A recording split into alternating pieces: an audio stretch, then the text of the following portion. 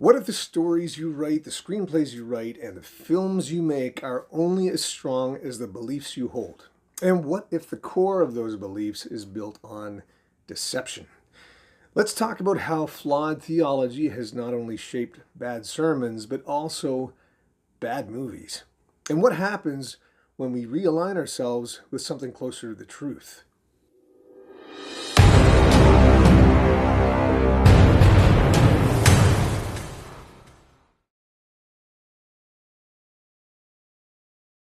So, why does this idea of belief systems matter when it comes to storytelling? Sharing our ideas as writers or screenwriters with the world, sharing them as filmmakers. I think it's because stories are reflections of what we believe to be true about the world in terms of morality and human nature.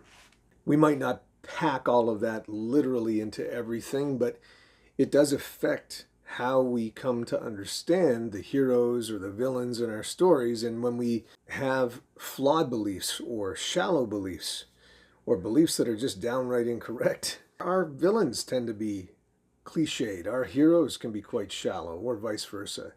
And we may even get into preachy themes because we're trying to teach or convey dogmatic ideas to an audience rather than just show them examples in the fictional worlds that we create or show them examples of life in the real world in non-fictional terms. I actually went through this process while I was writing, this process of changing or adjusting my beliefs and coming to get, I guess, a broader understanding of things as I was writing my first screenplay probably 15 years ago. Somewhere in that time window, I found myself initially writing around a lot of these more dogmatic Christian ideas that I was raised with, but then rewriting that script repeatedly as I was going through this evolutionary process. And then later on, as I was writing other screenplays, I found myself much freer, even in those early stages, to kind of explore the nuances of the good guys and the bad guys. One of the things that I find is a problem with Christian storytelling and many faith-based screenplays or films is that they present kind of shallow metaphors. And again, that's one of the things that I do draw from when I write, and it's not everyone's bailiwick, but I tend to write by utilizing metaphors. So I'll write something where the story itself is a metaphor maybe for a deeper truth. It doesn't have to be something that conveys something heavy, but let's say we're talking about marriage or relationships and the struggle in holding those things together. I mean, it might be set on a planet in outer space, and the metaphor of the planet is that it's a struggle and hard, and the dynamics between the characters represent some of the dynamics in marriage, but it doesn't necessarily mean that on the surface. On the surface, we're just dealing with some science fiction tension and fun, but the metaphor underneath, the depth of that, bleeds through the characters. And I find sometimes when belief systems are shallow, the metaphors can be rather shallow or on the nose. The good guys are good and the bad guys are bad, and that's it. But in reality, and this is what makes things far more interesting, good guys and bad guys are far more nuanced than that. The characters that we write as villains are much more interesting to watch if they have a lot of internal conflict going on themselves. It makes them more complex. Same with the good guys. When there's something genuinely challenging the internal workings of tough choices that someone has to make, if there's no easy moral answers particularly, and they have to wrestle with the right thing to do, those are interesting challenges to face as a character and as an audience, because we're kind of going through something similar in our own lives a lot of times as well. Things are fairly gray in life. They're not always so black and white.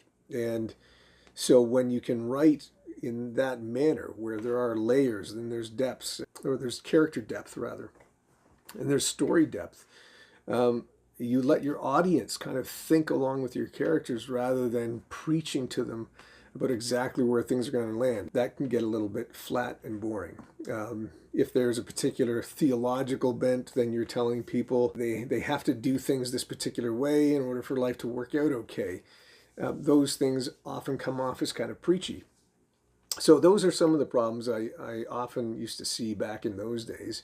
And even when I was a Christian, I didn't really want to fall into that camp. I found it far more interesting to show some of the gray and some of the struggles. In reality, a lot of what is happening is under the surface in life.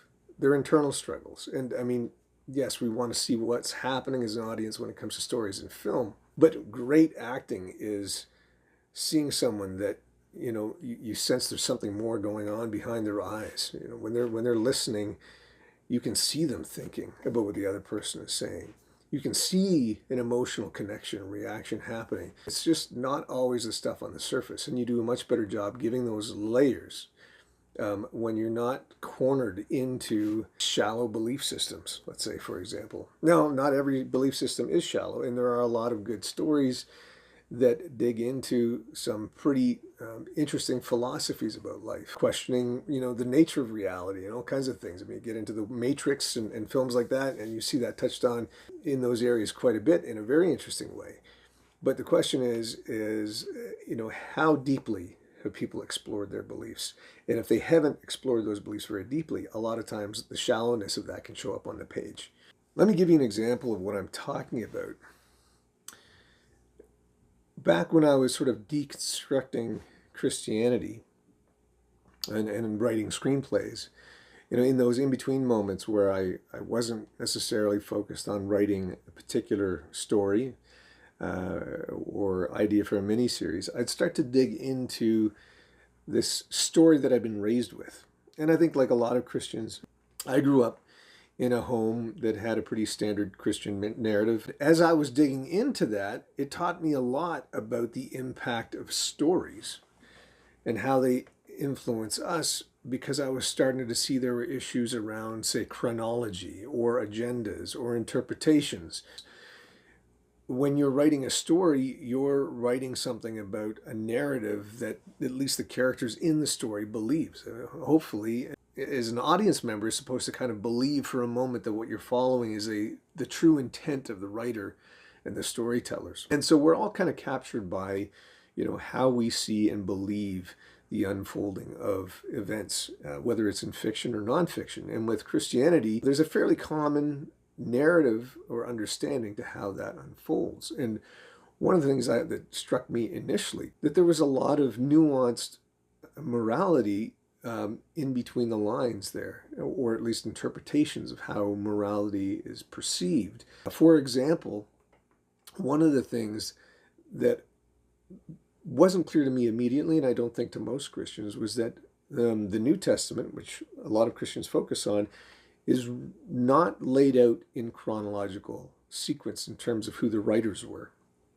Now, it appears that way because you have Matthew, Mark, Luke, John, and then you get into the early church and then the teachings of Paul as that was sort of developing, and it seems like a nice clean line.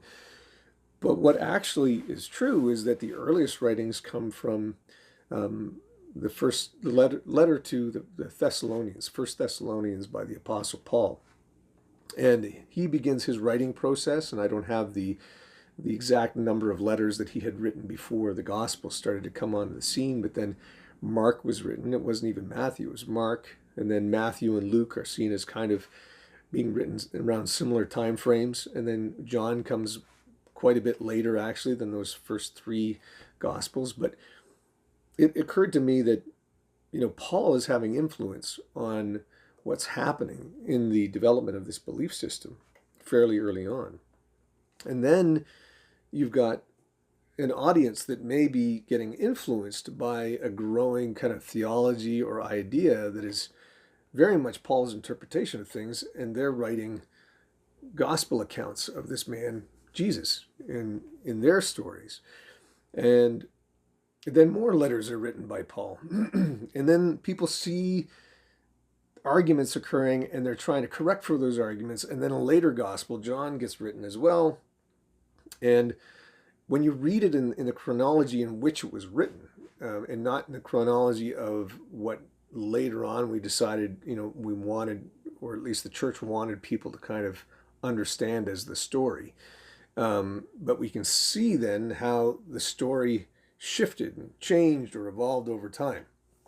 And that was one interesting element. The other thing that was interesting to me too was that I realized that before any of that, there was also, you know, a real series of events. And, you know, that Jesus is a Jewish individual that had a very Jewish audience that was accepting him as a Jewish teacher as well. And so that came before all of this stuff. Of course, we don't have another sort of recording of the actual events. So you've got the actual events, and then you've got Paul writing about them, and then you've got gospel writers that are trying to kind of line up what Paul is saying with what they want the audience to get, with what, you know, parts of accounts line up with what they're saying as well. And so it becomes very nuanced at the very least, and it becomes a mixture of theological ideas, interpretations, chronological adjustments so that the audience gets a certain impression about how cohesive this is when maybe it isn't quite so cohesive. And out of that, I began to realize that there were a whole other set of views that I could extract from, let's say, what maybe Jesus was thinking as a Jewish person, because I'd then go talk to a rabbi and go, well, what does the community think about these issues? You know, is Jesus saying something here that kind of is more Jewish in its perspective, or, you know, whether it is or it isn't, what would the Jewish perspective be, and seeing how that can align. And then you start kind of realizing that, oh my gosh, you know, there's a whole other way to look at this.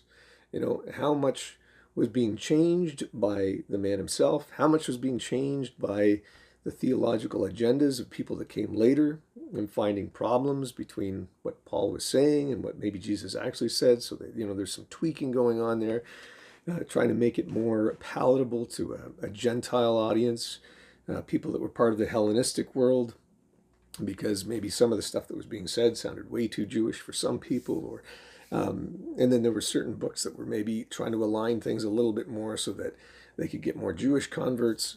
So what I realized through that process was that belief systems shape narratives incredibly.